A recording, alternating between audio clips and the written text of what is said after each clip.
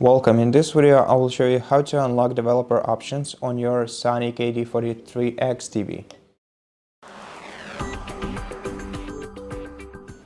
First of all, press the gear button on your remote control and go to All Settings menu.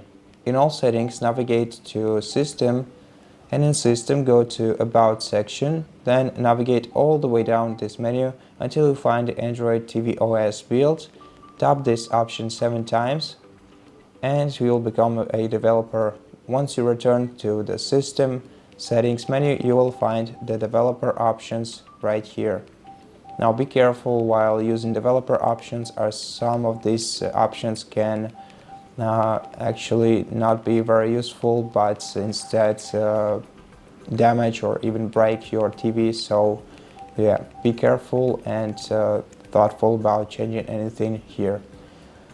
So that's it. Thank you for watching this video. If you liked it, please consider subscribing to our channel, leave us a like in the comment below, and I'll see you in the next one.